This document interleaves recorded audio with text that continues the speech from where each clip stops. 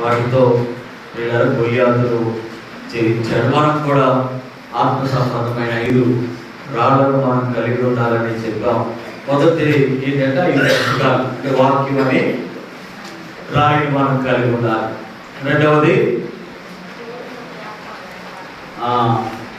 మత్తయి సువార్తలో ఉన్నటువంటి విషయం అంటే దేవుని సదుపాయం, లేకపోతే దేవుని ఏర్పాటు. దేవుని ఏర్పాటులోని మనం వస్తే శత్రువుని తప్పనిసరిగా మనము జయిస్తామని చెప్పాం. తర్వాత మూడవదిగా ప్రియులారా మనం చూసాం దేవుని మార్గమును మనం చూడాలి. ఏమన్నాడు ఇది ఇక్కడ, నా ద్రాక్ష తోటలోకి వెళ్ళి మీరు చెప్పండి ఏం చెప్పాడంటే పని అంటే మార్గం చూపించాలి. ఆయన మార్గంలో ఉన్నప్పుడే మన జీవితాల్లో నిత్యమైనటువంటి చేయాలని పొందుతాం. నాలుగవదిగా 5 బుద్ధి లేని వారు 5 బుద్ధి కలిగిన వారు, అంటే 5 చూసి 5 ఈ యొక్క సిద్ధపాటు దేవుని రాజ్యం కొరకు, దేవుని రాకడ కొరకై మనం సిద్ధపాటు అనే రాయిని కలిగి ఉంటే శత్రువుని జయిస్తామని చూసాం. 5వది చివరిగా మరి 5 తలాంతులు ఒకరికి, 2 ఒకరికి, 1 5 తలాంతులు, 5 రాళ్ళు చూసాం కదా. కనుక దేవుని పనిని దేవుడు మనకు అప్పగించింది. ఆ పనిలో మనం నిలుచున్నప్పుడు తప్పనిసరిగా చేయాలని పొందుతామని చూసాం. ఈరోజు ఇక ప్రకటన గ్రంథం 16వ అధ్యాయం 16వ అధ్యాయంలో మనము 3-4 వచనాలు చదువుకుందాం. ముందు 3వ వచనం, రెండవ దూత తన పాత్రను సముద్రములో కుమ్మరింపగా సముద్రము పీనుగ రక్తం వంటి దాయిలో, అందువలన సముద్రములో ఉన్న జీవ జంతువులన్నీ చచ్చెను. దేవుని పిల్లలారా, రెండవ దూత పాత్రను సముద్రములో కుమ్మరింపగా, అది ఏ పాత్ర అంట? దేవుని కోపంతో నిండిన ఆ 7 పాత్రలు. ఆ 7 పాత్రలలో ఒక పాత్ర పిల్లలు మనం చూచాం. అది ఎక్కడ కుమ్మరింపబడిందంట? ఎవరైతే దేవుణ్ణి సేవించలేదు వారి మీద కుమ్మరింపబడినప్పుడు చెడ్డ పుండు పుట్టెను. ఇది రెండవ ముద్ర, అంటే పాత్ర కుమ్మరించగానే సముద్రం మీద వేయబడింది. ఆ దేవుని కోపం సముద్రం మీద. ఇప్పుడు మనం గమనిస్తే ప్రియులారా, సముద్రం మీద జరుగుతున్నటువంటి వ్యాపారం చాలా మరి ఉన్నతమైనటువంటి వ్యాపారం జరుగుతూ ఉంది. మరి ఆ సముద్రం మీద దేవుని కోపం పడగానే ఆ సముద్రంలో ఉన్నటువంటి నీరంతా కూడా ఎలా అయిపోతుందంట? పీనుగా రక్తము వలె అయిపోతుంది. దానిలో ఉన్న జీవులన్నీ కూడా చనిపోతాయి అని వాక్యం చెప్తాం. ఇది ఎప్పుడు జరిగేది? ఏడేండ్ల శ్రమకాలంలో 3.5 సంవత్సరాలు అయిపోయిన తర్వాత మిగిలినటువంటి 3.5 సంవత్సరాల్లో సంభవించే సంగతులు. మరి అప్పుడెప్పుడో జరగబోయేటువంటివి కదయ్యా, మరి ఇప్పుడు మనకెందుకు తెలియపరచబడ్డాయి అని అంటే దేనికోసం అంటే మనం ఆయన రాకడ వరకు సిద్ధపడ్డాలి. ఆ మహాకృతం నుండి మనం తప్పించబడడానికి దేవుడు మనకు నేర్పిస్తూ ఉంటాడు. కనుక ఈ విషయాన్ని బట్టి మనం చూస్తే దేవుని పిల్లలారా, ఆ సముద్రం మీద ఆ విధంగా కోపం వెళ్ళినప్పుడు అవన్నీ చచ్చిపోయాయి. మనం చూడండి, మన ఇంట్లో ఒక ఎలుక చచ్చిపోయింది అనుకోండి, అసలు ఎంతగా మనం ఆ దుర్వాసనకు తట్టుకోలేము కదా, చాలా ఇబ్బంది పడిపోతాం. అసలు ఎక్కడ అది ఆ యొక్క ఎలుక చచ్చిపోయిందో తప్పనిసరిగా దాన్ని వెతికి మనం దాన్ని తీసేంత వరకు కూడా ఏమాత్రం కూడా మనం నిద్రపోం. మేము ఒకసారి మన పేటపాల్ సహోదరుడు ఆ వివాహం కోసం వెళ్తామంటే సురేష్ కారులో వెళ్ళాం. ఆ కారులో ఆ ఇరుకులన్నీ ఏం చేసాయంటే కట్ చేసేసి ఆ దాంట్లో దూరి చచ్చినాయి అనుకుంటా. ఆ కాళ్ళు వెళ్తాం కానీ కంపు తట్టుకోలేకపోయారు. అది గుర్తొచ్చింది. తర్వాత అది బాగు చేశారనుకోండి, అంటే కొంచెం వాసనకి దుర్వాసనకి మనం తట్టుకోలేని పరిస్థితి కదా. ఆలోచించండి. అంటే దేవుడు ఎందుకు ఈ మాట చెప్తున్నామంటే భయంకరమైనటువంటి పరిస్థితులు రాబోతూ ఉన్నాయి కనుక ఆ భయంకరమైనటువంటి ఆ శిక్షలో లేదా ఆ ఉగ్రతలో నేను పాలిభాగస్తుడు కాకుండా ఉండాలి అని అంటే దేవుని పిల్లలు తప్పనిసరిగా మనం చేయాల్సింది ఏంటంటే దేవునికి లోబడాలి, దేవుని ఎదుట మనం సరిచేయబడాలి. దాని యొక్క వాక్యంలో చూస్తే కీర్తన గ్రంథము 78:44, కీర్తన గ్రంథము 78వ కీర్తన 44. ఐగుప్తీయులు త్రాగలేకుండా నైలు నది కాలువలను వారి ప్రవాహ జలములను ఆయన రక్తముగా మార్చను. దేవుని పిల్లలారా గమనించండి, ఐగుప్తు దేశంలో కలిగిన తెగుళ్ళను మనం ఇక్కడ జ్ఞాపకం చేసుకుంటున్నాం. అలాంటివే అంత్య దినాల్లో కూడా ఇంకా భయంకరమైనటువంటిది తీక్షణమైనటువంటి కోపం, ఉగ్రత అని వాక్యంలో చెప్పబడతాం. ఇక్కడ ఆ రోజులో ఏం జరిగింది అంటున్నాడంటే ఐగుప్తీయులు త్రాగలేకుండా నైలు నది కాలువలను వారి ప్రవాహములను ఆయన రక్తముగా మార్చను. మూడవ దూత ప్రియుల తన పాత్ర కుమరించినప్పుడు కూడా అదే జరిగింది. చూడండి అక్కడ 4వ వచనమా, ప్రకటన గ్రంథము 16:4లో మూడవ దూత తన పాత్రను నదులలోను జలధారలలోను కుమ్మరింపగా అవి రక్తమైన. చాలు చూసారండి, అంటే సముద్రం మీద, జలధారల మీద, నదుల మీద ఆయన తన ఉగ్రత పాత్రను కుమ్మరించినప్పుడు వీళ్ళ ఆనాడు ఐగుప్తు దేశంలో ఎలా జరిగిందో మళ్ళా తిరిగి అంతకంటే ఎక్కువగా రాబోయేటువంటి కాలంలో జరగబోతోంది. మరి అవన్నీ జీవులను చచ్చిపోయాయి. ఆ దుర్వాసన ఒకసారి చూడండి, ఆలోచిస్తే ఎంత భయానకమైనటువంటి పరిస్థితులు వీళ్ళ రాబోతున్నాయి. ఇప్పుడు ఆ కొద్ది దుర్వాసనకి మనం తట్టుకోలేకపోతాం, కానీ సముద్రంలో జీవులన్నీ కూడా చనిపోయినప్పుడు అవి దుర్వాసన ప్రపంచమంతా వ్యాప్తి చెందింది మొత్తం. ఆ దుర్వాసనకి అనేక మంది చనిపోతారని మనం గ్రహించాలి. అంటే దేవుని వాక్యాలు చెప్తుంది అనేకులు చనిపోతారు కదా. వాడు త్రాగకుండా ఆ కాలువల మీద, ఆ నదుల మీద దేవుని యొక్క కోపం రగులుకున్నప్పుడు అవన్నీ రక్తముగా మారిపోయేను. ప్రవాహములను ఆయన రక్తముగా మార్చెను అని చూస్తాము. ఇప్పుడు సముద్రం వ్యాపారములు, వ్యాపారం అవన్నీ కూడాను వీళ్ళ ఒక్కసారిగా దెబ్బతినిపోతాయి, పూర్తిగా నశించిపోతాయని దీని యొక్క వాక్యంలో ఉంది. మరి అలాంటి పరిస్థితులు సంభవించబోతూ ఉన్నాయి కదా.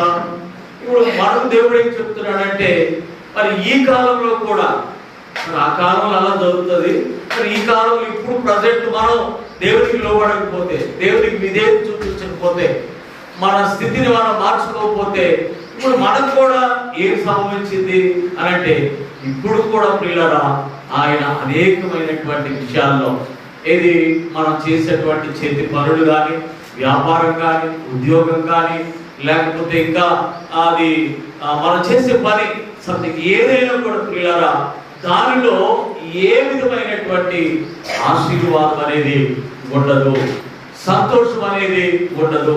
మీరు గమనించండి, చాలా మంది కూడా ఒక్క పనిలో స్థిరంగా ఉండరు, దేవుని సంపూర్ణంగా కూడా చేయరు. అంటే దేవుడు వారిని అట్లా అప్పగిస్తాడు అన్నమాట. వారు ఏం చేస్తారంటే ఏదో చేయాలి, మనం కొంచెం రాయల్టీగా ఉండాలి, మంచిగా ఉండాలని చెప్పి అనుకుని ప్రయాసపడతారు. కానీ ఆ ప్రయాస కాస్త ఇలా నీరు గారిపోయేటువంటి పరిస్థితులు ఏర్పడతాయి. ఎందుకని ఆనాడు ఐగుప్తులో జరిగింది, మళ్ళా తిరిగి ప్రపంచం మీద అటువంటి ఉగ్రత రాబోతుంది. కానీ ఇప్పుడు ప్రజెంట్ ఏంటి అంటే మన జీవితాల్లో కూడా ఇలాగే దేవుడు అనుమతిస్తూ ఉంటాడు, ఒకసారిగా నశింపు చేయకుండా. ఎందుకంటే మనం ఆయన పిల్లలం కనుక ప్రియులారా, ఆయన పిల్లలను కనుక మనం నశించిపోవడం ఆయనకి ఇష్టం లేదు కనుక ఏం చేస్తాడు ప్రియులారా, ఆయన మనం సరి చేయడానికి అనేక విధాలుగా ఇలాంటి దెబ్బలు మనకు దండిస్తూ ఉంటాడు. చూడండి, వాక్యం మనం చూస్తే యెషయా గ్రంథం 5వ అధ్యాయంలో ఇర్మియా గ్రంథం 5 ఇర్మియా గ్రంథము 5వ అధ్యాయం. నేను వారిని కొట్టితిని గాని వారికి 3వ వచనం, యెహోవా యథార్థత మీదనే కదా నీవు దృష్టి ఇచ్చి ఉన్నావు, నీవు వారిని కొట్టితివి గాని వారికి దుఃఖము కలుగలేదు, వారిని క్షీణింప చేసి ఉన్నావు గాని వారు శిక్షకు లోబడనల్లుకున్నారు, రాతి కంటే తమ ముఖములను కఠినముగా చేసుకుని ఉన్నారు, మల్లుటకు సమ్మతి పరచాలని. అంటే దేవుడు ప్రియులారా అనేక సార్లు ఆయన కొట్టిన తిరిగి కొట్టడమే కాదు, క్షీణింపజేసి ఉన్నాను, వారికి దుఃఖమో కలగలేదు. ఎందుకు? సరే, వ్యాపారాలు, ఉద్యోగాలు, వీటి గురించి అనిలోచి ముందు మన మానసిక స్థితి అంటే చదువుపల్లిలో 3 తల్లి బిడ్డలు 2 చనిపోయారు అంటే మనకి ఎందుకంటే తరచుగా అన్నీ ఉన్నాయి, అన్ని విషయాల్లో కూడా యోగ్యంగానే ఉన్నారు వాళ్ళు. మరి అయినా కూడాను అంతరంగ జీవితంలో నెమ్మది లేదు. అంటే దేవుడు కొట్టినప్పుడు నేను వారికి కొట్టింది కానీ వారికి దుఃఖమో అంటే ఇట్లా మనసు మీద మనం గమనించినట్లయితే 108వ కీర్తన 1వ వచనం చూడండి. 108:1 దేవా నా హృదయము నిబ్బరముగా ఉన్నది, నేను పాడుచు స్తుతిగానము చేసేదను, నా ఆత్మ పాడుచు గానము చేయను. చూడండి, దావీదు గారి జీవితంలో అంటున్నాడు ఆయన, నా హృదయము నిబ్బరముగా. హృదయ స్థితి చాలా మంది కలవరంతో ఇలా శూన్యంతో నింపబడినటువంటి పరిస్థితులు. ఎందుకంటే రాబోయే కాలంలో ఆయన కుమరించేటువంటి పాత్ర సముద్రం మీద, నదుల మీద అక్కడ మరి రక్తంగా మారిపోవడం, త్రాగడానికి నీళ్ళు లేకపోవడం, వ్యాపారం దెబ్బతింటడం, ప్రియులారా ఆ దుర్వాసనకు అనేకమైనటువంటి అంటువ్యాధులు రావడం, వారు చనిపోవడం, భయంకరమైనటువంటి అసలు చాలా భయంకరమైనటువంటి పరిస్థితులు రాబోతా ఉన్నాయి. మరి ఇప్పుడు మనం కూడా దేవునికి లోబడకపోతే ఆయన ఏ విధంగా కొడతా ఉన్నాడు అనంటే ఇలాగనమాట, మనసు మీద, హృదయ స్థితి, హృదయంలో నెమ్మది లేకపోవడం. హృదయం అన్నిటికంటే మోసకరమైనది, అది ఘోరమైన వ్యాధి. హృదయంలో అనేకమైన వచ్చి ఇవి మనుషుల్ని అపవిత్ర పరచుచున్నవి అని. ఇలాగా అంటే దేవుడు అప్పగించినప్పుడు అన్నాడు, వారిని అప్పగిస్తే వారు చేయరాని కార్యములు చేయుటకు వారిని దేవుడు అప్పగించాడు అని. ఎందుకని ఎవరు వాళ్ళు అని అంటే దేవుని ఎరిగియు ఆయన దేవునిగా మహిమపరచలేదు, కృతజ్ఞతాస్తుతులు చెల్లించలేదు, కానీ తమ వాదముల యందు వ్యర్థులయ్యారు వారిని. అందుకని భ్రష్ట మనసుకు వారిని అప్పగించారు. ఆ పైన అన్నాడు, వారు దేవునికి తమ మనస్సులో చోటు ఎన్నొల్లకపోయిన కనుక వారిని చేయరాని కార్యాలకు.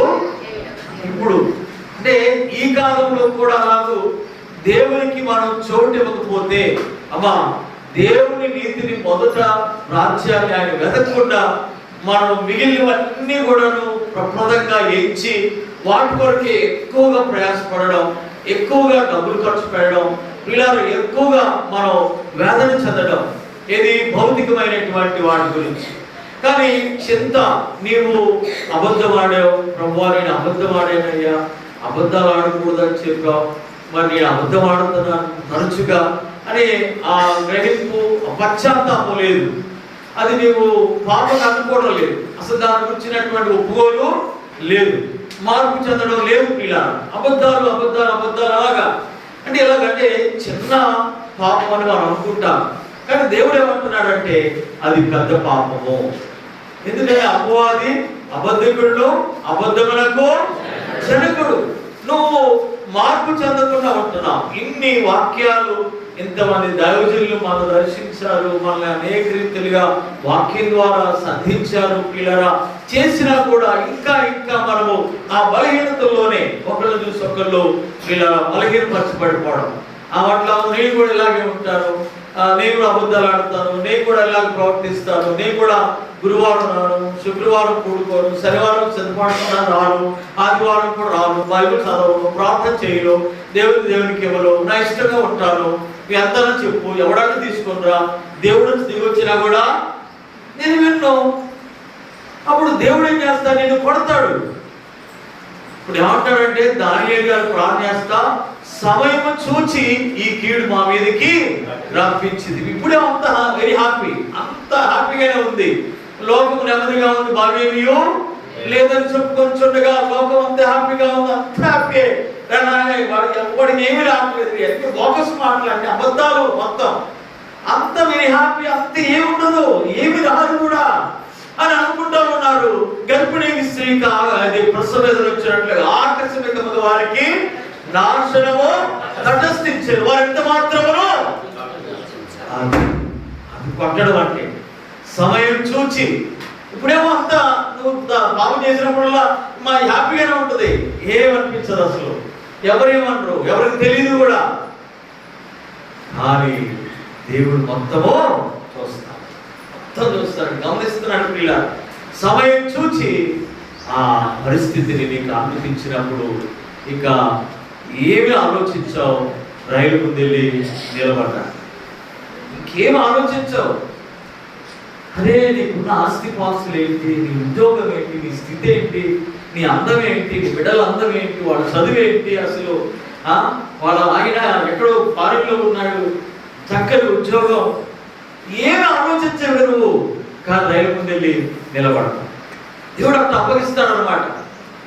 అందుకోసం దేవుడికి వెళ్ళరా, మనం మార్చుకోవాలి.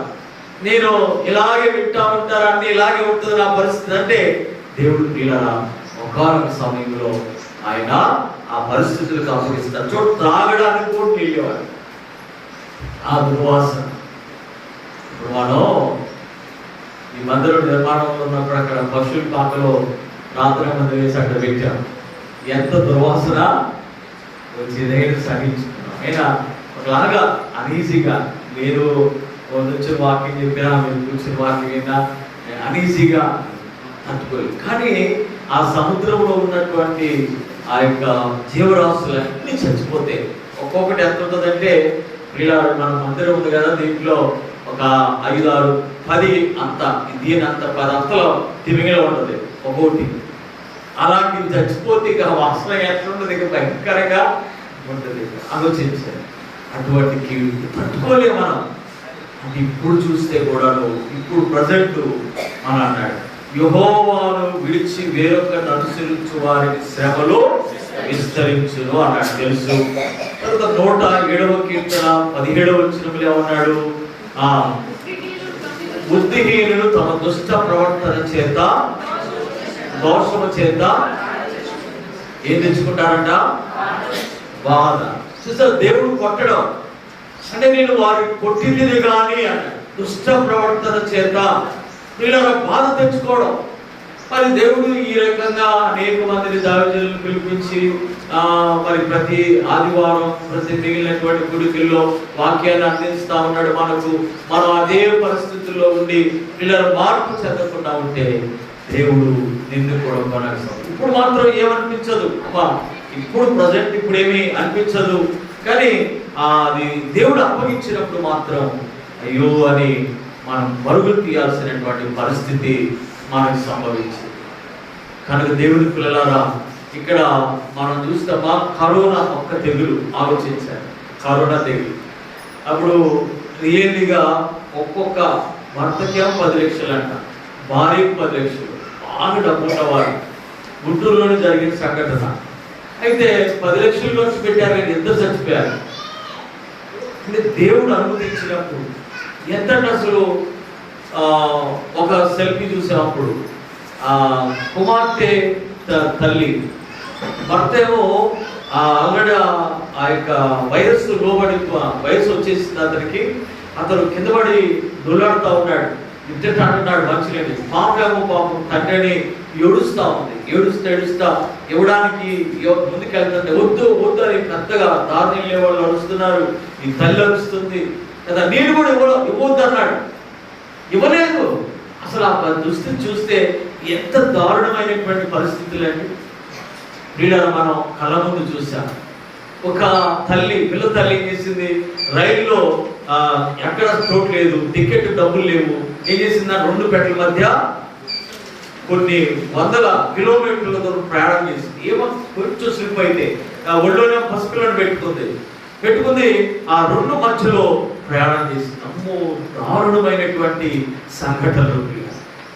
అంటే దేవుడు అప్పగించాడు అనడానికి లేదు కదా. అలాంటి దృశ్యాలు చూస్తేనే మనం ఎంతో అసలు అల్లలాడిపోయాం.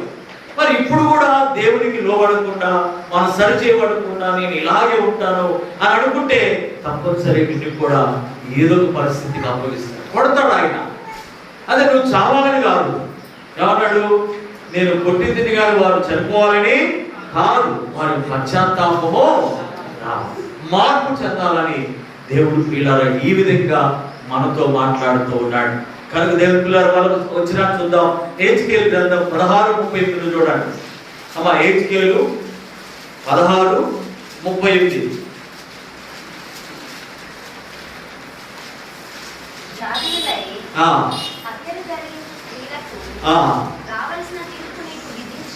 చూడండి, రావాల్సిన తీర్పు నీకు విధించి క్రోధముతోను దోషముతోను నీకు రక్తమును నియమించును.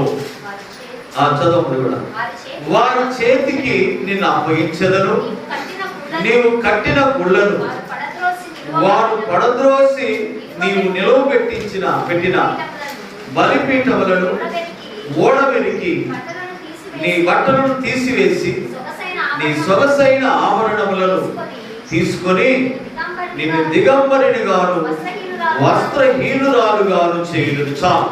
ఇది ఎవరితో? ఇశ్రాయేలీయులతో మాట్లాడుతున్నాడు. ఇశ్రాయేలీయులు జీవగల దేవుణ్ణి విడిచిపెట్టి, జీవగల దేవుని విడిచిపెట్టి వాళ్ళు ఏం చేశారంట, వారు కట్టిన గుళ్ళను వాళ్ళు ఏం చేశారంట, గుళ్ళు కట్టించారట. మీరు నిలవబెట్టించినటువంటి బలిపీఠములను, వేరు బలిపీఠములు కట్టారు. ఎక్కడంటే అక్కడ బలిపీఠాలు కట్టేశారు. దేవుడేమో ఇశ్రాయేలు దేశంలో యెరూషలేములోనే బలిపీఠం ఉన్నది నాయన, ఇక్కడే మీరు సేవించాలి. ఈ విషయమై ఎవరో రబ్షాకే కూడా అంటాడు కదా, ఈ బలిపీఠం మీద మాత్రమే మీరు దహన బలులు అర్పించి నన్ను ఆరాధించాలని చెప్పిన దేవుడే ఆ బలిపీఠాలను తీసివేయమని చెప్తున్నాడు. ఇదే మీ దేవుని గతి అని చెప్పాడు. అని వాడికి అర్థం కాల. దేవుడి బలిపీఠం ఏదో వీళ్ళు సొంతగా కట్టించుకున్న బలిపీఠాలు ఏం తీసేయమన్నాడు దేవుడు, అర్థం కాల వాడికి. అందుకని ఏమన్నాడంటే ఆ బలిపీఠము ఈ బలిపీఠాలు కూడా ఒకటే అనుకుంటున్నాడు.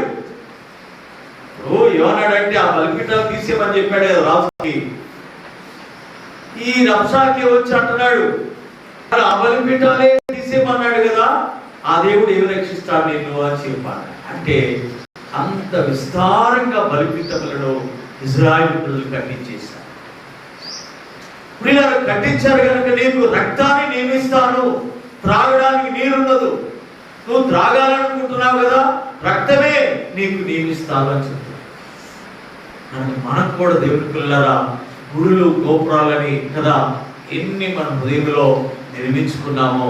అమ్మా, ఇది మాకు వచ్చినాన్ని మనం సామరస్యంగా అర్థం చేసుకోవాలంటే ఏంటంటే దేవునికి మించి దేనినైనా మనం ప్రేమించిన, దేనినైనా పిల్లలు ఆరాధించినప్పటికీ కూడా మన జీవితంలో అలాంటి పరిస్థితులే మనకు సంభవిస్తాయి.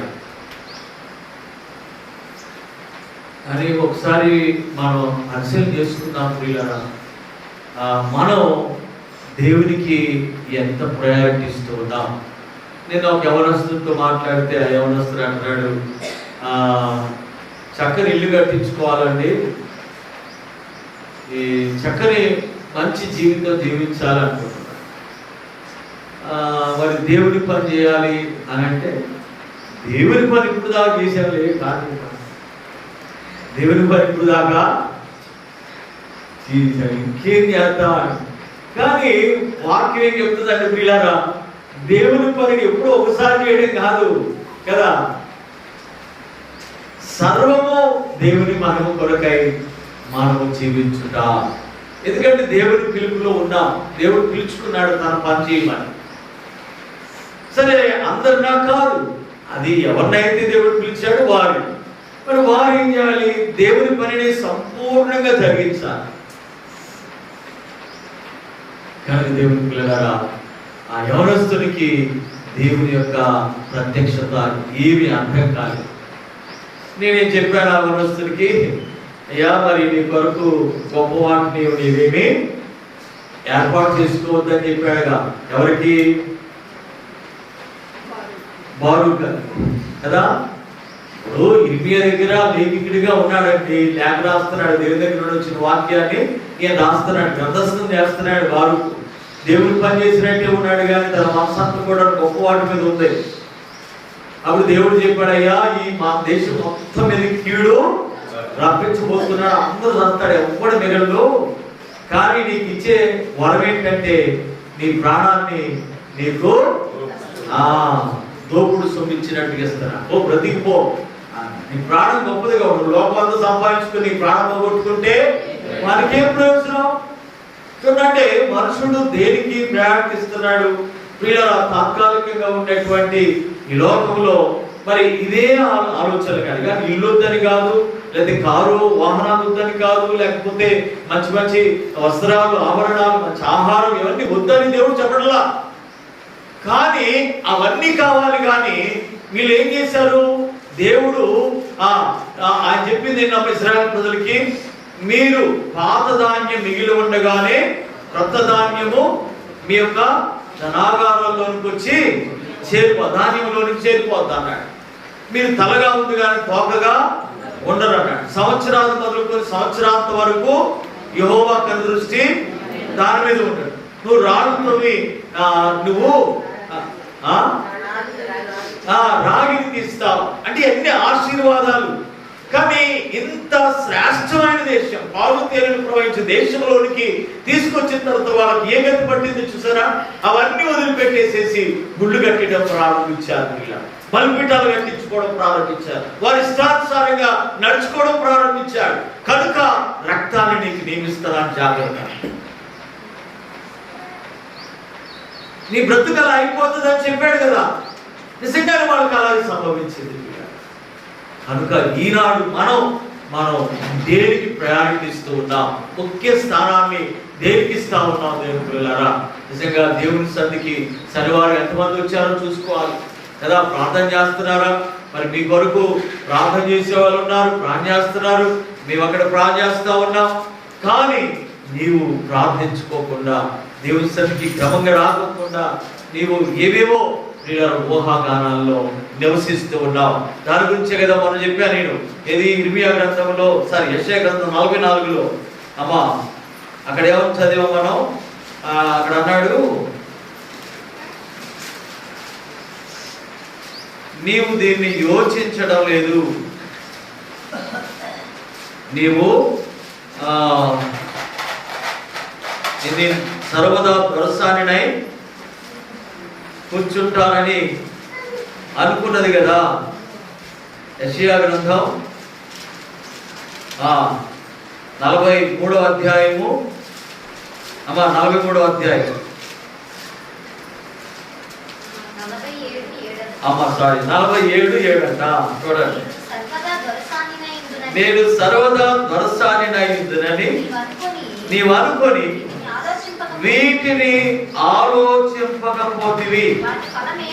వాటి ఫలమేమో మనస్సునకు తెచ్చుకొనకపోతివి. ఇక్కడ చూడండి, అసలు వాటిని గురించి ఆలోచించలేదు, వాటిని మనస్సుకు తెచ్చుకోలేదు. అంటే ఐగుప్తు దేశం గురించి ఏమిటి మనసుకు తెచ్చుకోలేదంటే, దేవుడు తన ప్రజల మీద కోపగించి వారికి అప్పగిస్తే వారిని భయంకరంగా హింసించారు.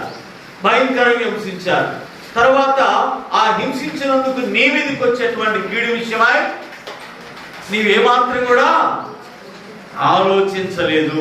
చూడండి, మనం చూస్తాం దేవుని పిల్లలారా, నా జనుల మీద కోపపడి 6వ వచనం యెషయా గ్రంథం 47:6, నా జనుల మీద కోపపడి నా స్వాస్యము అపవిత్రపరిచి వారిని నీ చేతికి అప్పగించి తిని నీవు వారి యందు కనికరపడక వృద్ధుల మీద నీ కాడి మ్రాను మిక్కిలి బరువుగా ఉంచితివి. అంటే ఇదే చేసావు గాని నీకు తర్వాత సంభవించేటువంటి సంభవాన్ని ఏమాత్రం కూడా నీవు ఆలోచించలేదు. నేను సర్వదా దొరసాననే కూర్చుంటాను, నాకు ఏ బాధ ఉండదు, ఏ కీడు ఉండదు, ఏ కన్నీరు ఉండదు, ఏ నష్టం ఉండదు, ఏ వ్యాధి ఉండదు, ఏ జబ్బు రాదు నాకు, నేను ఒక్క మగాన్ని అన్నట్లుగా నువ్వు అనుకుంటున్నారా? జాగ్రత్త.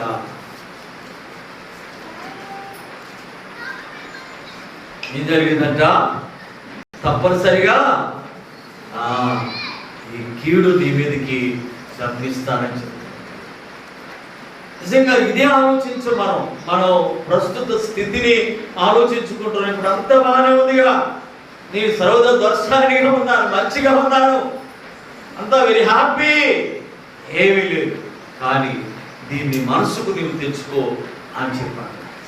కనుక ప్రియమైన దేవుని పిల్లలారా, మన జీవితాల్లో నిజంగా ఆ భయంకరమైనటువంటి ఉగ్రతలోనికి నీవు నేను వెళ్లకుండా ఉండినట్లుగా తప్పనిసరిగా మనము మార్పు చెందాలి. ఏ విగ్రహాలు ఉన్నాయి, ఏ గుళ్ళు ఉన్నాయి పిల్లరా, ఏ బలహీనత ఉంది కదా, ఏ అవిధేయతలు ఉన్నాయో అవన్నీ కూడా ప్రభు సన్నిధిలో మనం ఒప్పుకొని దేవునితో సమాధాన పడాలి. 105వ కీర్తన 29వ వచనం, అక్కడ కూడా అదే చెప్పబడింది పిల్లరా. 105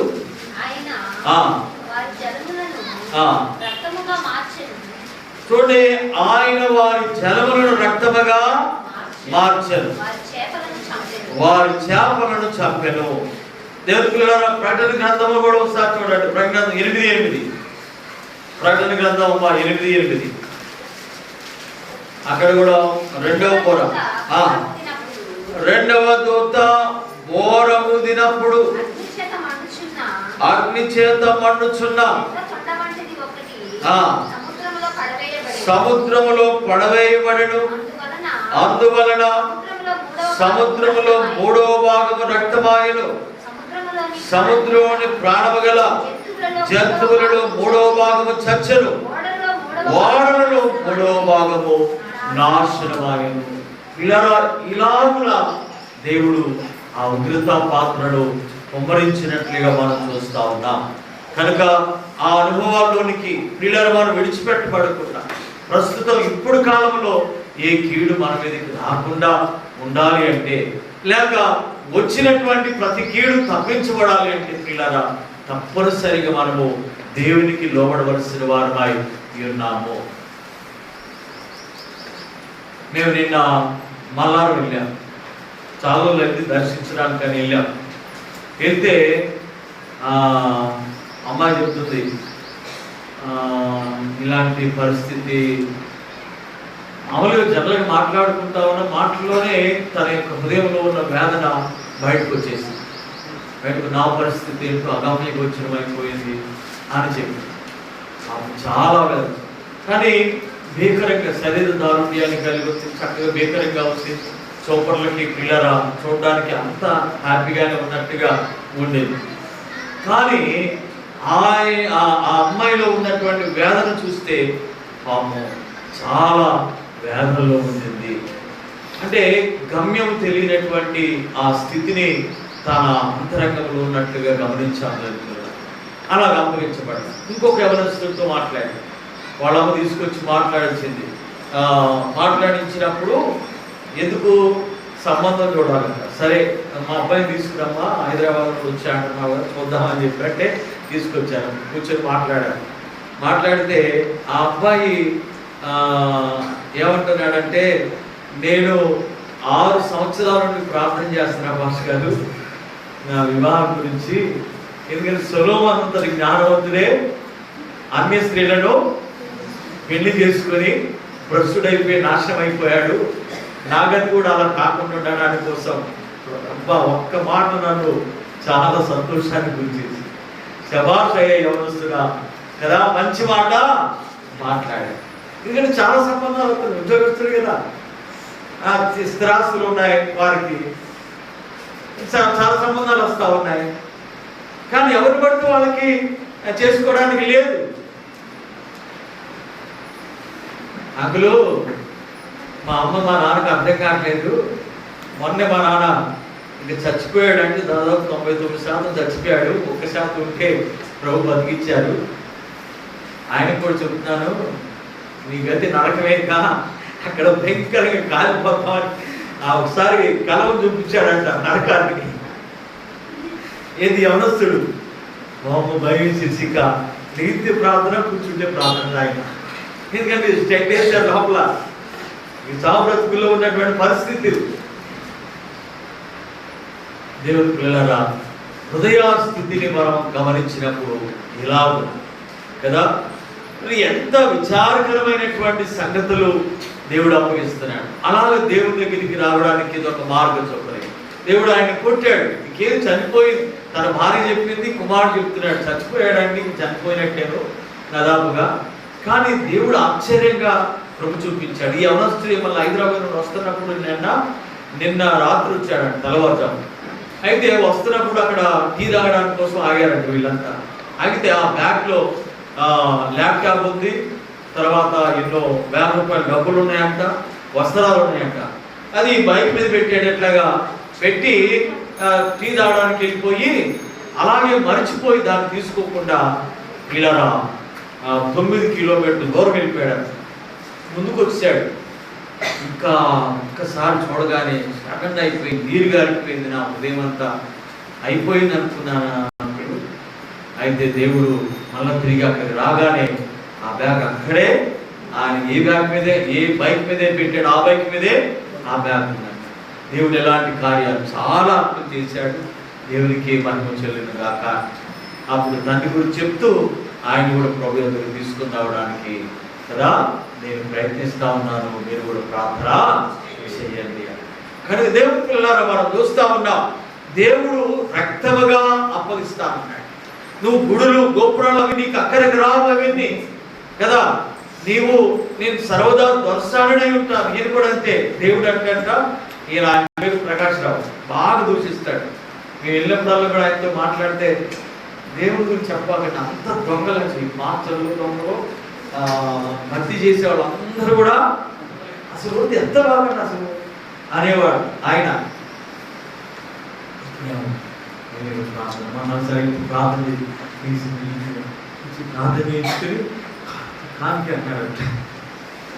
అంటే కొంతవరకు దేవుని వైపుకు ఆకర్షిస్తా ఉంటాడు. దేవుడు అలాగా కొట్టి తన వైపు కొట్టాడు. కానీ విచారం ఏంటంటే వారిని కొట్టినా కూడా వారికి దుఃఖమో కలగలేదు. నేను సర్వదా ధ్వస్తానని నేను ఉంటాను, ఏమి కాదు, ఐ డోంట్ కేర్, నేను దేన్ని కూడా లేక అక్కడ అది ఒకసారి ఆపితే నేను ఇంకో విషయం చెప్తాను. రాత్రి ఏం జరిగిందంటే దేవుని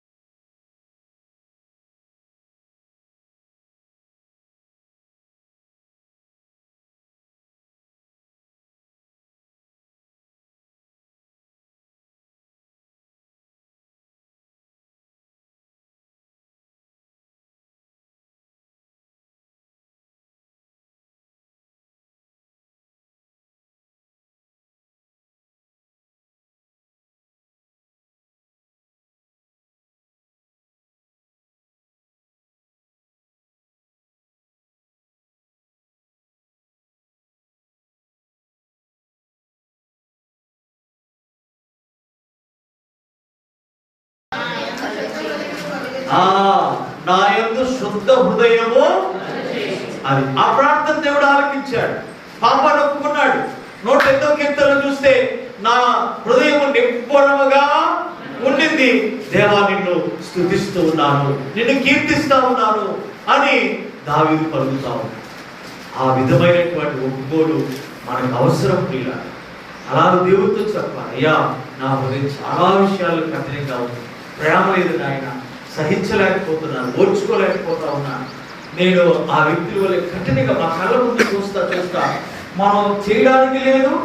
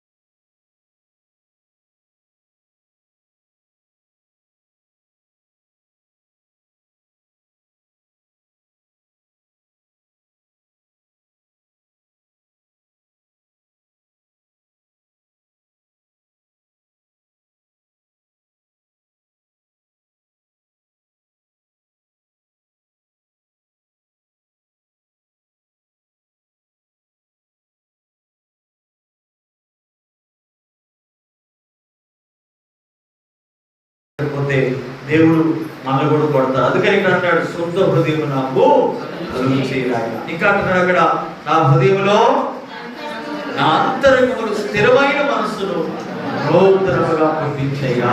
అది మన మనసు ఎలాంటిదంటే గాలి కంటే వేగంగా పరిగెడుతుంది. చూడండి, ఇప్పుడు నేను ఎక్కడే మాట్లాడుతున్నారా వెంటనే అమెరికా వెళ్ళిపోయింది. మెర్సియాను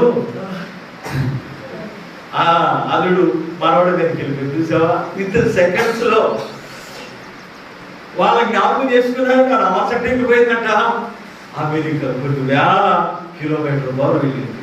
మనసు అంత ప్రమాదకరమైంది. అందుకనే ఉన్నాడంట, నా అంతరంగమందు స్థిరమైన ప్రార్థన చేయాలి. మనసు చంచలమైపోతాం, అటు ఇటు వెళ్ళిపోతా ఉంటుంది.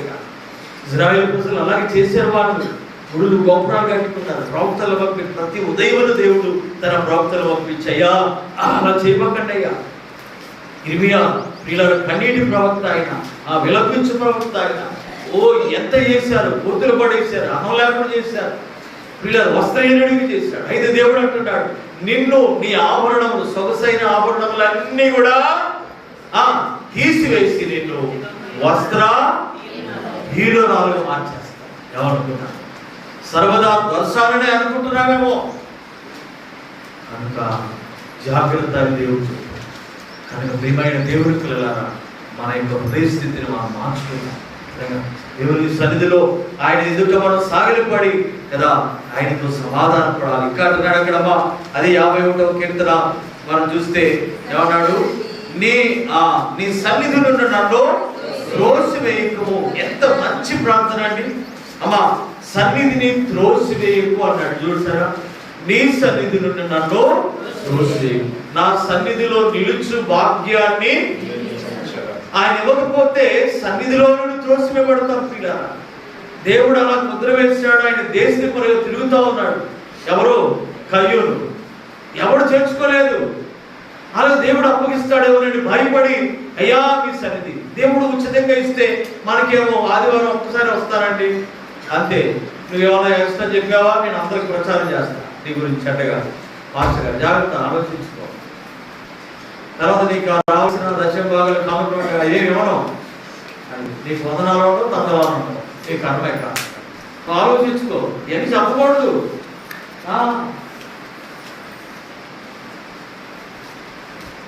నేను కాదు కర్మగాలి పోయేది.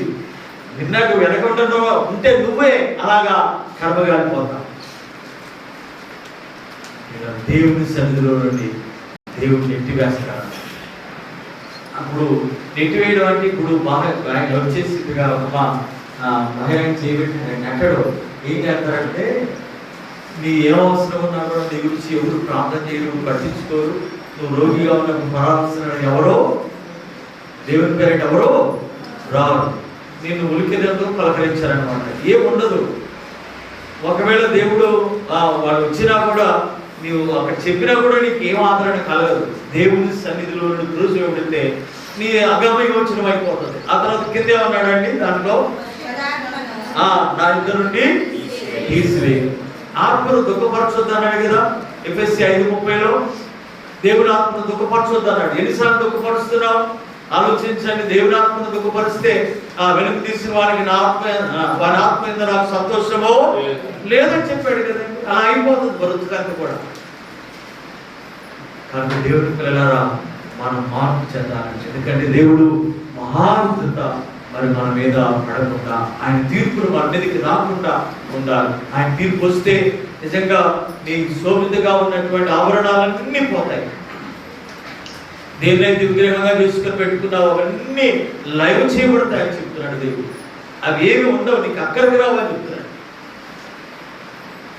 నువ్వు పిల్లలు అనుకుంటున్నావా, పిల్లలు రోజున పిల్లరా రెక్కలు కడుపుని వెళ్ళిపోతా ఉంటారు. ఆ రాసిందే అవసరం మేరీ గారు ఏమనంట, ఇది తల్లిదండ్రుల ప్రేమ నీడవలే కదిలించును, కన్నా బిడ్డల ప్రేమ